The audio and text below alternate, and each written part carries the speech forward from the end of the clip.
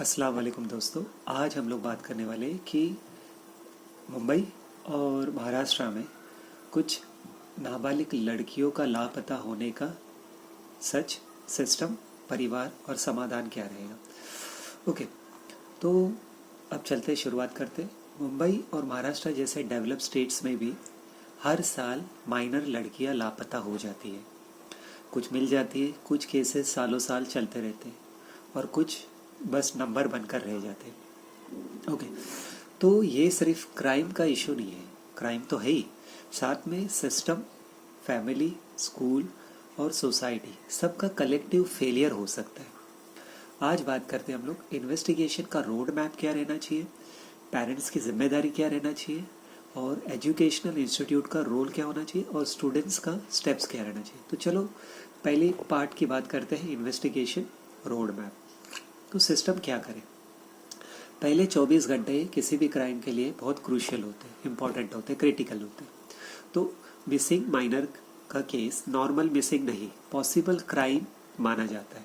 Okay, तो 0 FIR तुरंत register होनी चाहिए। 24 घंटे तक रुकना ये इलीगल एक्सक्यूज है आपकी, उससे मामला और बिगड़ सकता है। फिर होता है चाइल्ड वेलफेयर पुलिस ऑफिसर्स उसमें इन्वॉल्व, क्योंकि जितना ज़्यादा डिले होगा उतना ज़्यादा डेंजर हो सकता है। फिर आते CCTV, मोबाइल और डिजिटल ट्रैकिंग पे। CCTV फुटेज जैसे सोसाइटी का, स्टेशन का, स्कूल रूट्स, इस तरह से जो भी है वो उसको खंगाले। फिर होता है मोबाइल फ़ोन के लास्ट लोकेशन और कॉन्टैक्ट्स। फिर होता है सोशल मीडिया एक्टिविटी, वो देखें। स्कूल कॉलेज के अटेंडेंस रिकॉर्ड देखें। डेटा जितना जल्दी कलेक्ट होगा उतना चांस ज़्यादा होगा कि चाइल्ड को हम लोग सेफ्टी के साथ में ट्रेस कर सकते हैं। अब होता है इंटर डिस्ट्रिक्ट और इंटर स्टेट का कोऑर्डिनेशन। ओके, जैसे मुंबई से ठाणे या ठाणे से पालघर, पुणे से नासिक, ये सब कनेक्टेड कॉरिडोर्स हैं। तो रेलवे पुलिस और लोकल पुलिस एडमिनिस्ट्रेशन का मदद लिया जाए। फिर चाइल्ड ट्रैफिकिंग यूनिट्स को भी अलर्ट किया जाए। फिर बॉर्डर चेक पॉइंट्स को इन्फॉर्म कर दिया जाए। केस लोकल नहीं रहता तो मूवमेंट फास्ट हो जाता है। अब होता है चाइल्ड वेलफेयर और काउंसलिंग अप्रोच। हर मिसिंग केस को सिर्फ क्राइम एंगल से नहीं, चाइल्ड साइकोलॉजी एंगल से भी देखना ज़रूरी है। जैसे वो खुद भागा है या खुद भागी है, वो पॉसिबिलिटी को भी लाइटली मत लो। एब्यूज़ या फियर के साइंस चेक करो, या कोई एब्यूज़ हुआ है या कोई डर हुआ है। रिकवरी के बाद काउंसलिंग मैंडेटरी है, रेस्क्यू के बाद भी रिस्पॉन्सिबिलिटी ख़त्म नहीं होती। फिर होता है दूसरा पार्ट जो होता है पेरेंट्स के रोल। कम्युनिकेशन गैप सबसे ज़्यादा रिस्क है।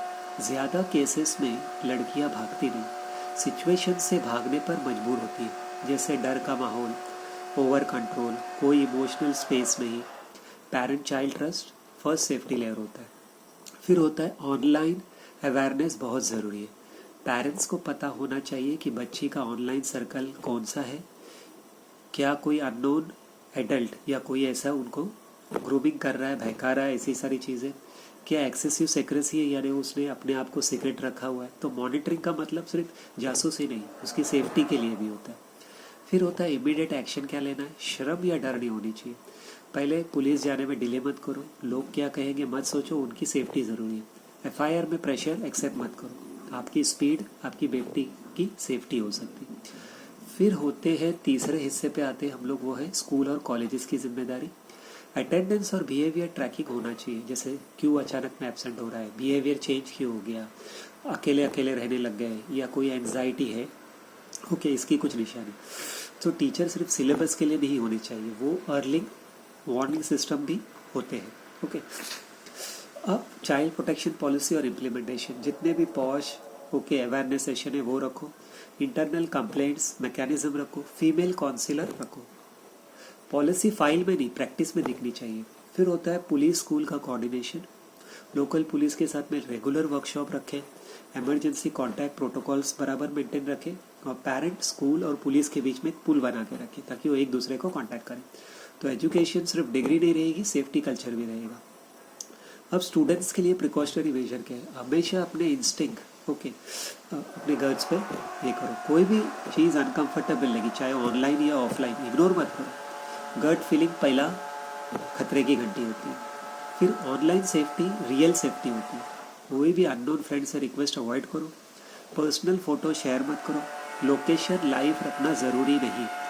डिजिटल दुनिया के रिस्क रियल दुनिया तक आ जाता है। इमरजेंसी प्रिपेयर्डनेस क्या रखना है, आपके जो ट्रस्टेड कॉन्टैक्ट्स हैं वो स्पीड डायल पर रखो, लोकेशन शेयरिंग उस वक्त ऑन रखो, इमरजेंसी हेल्पलाइन याद रखो।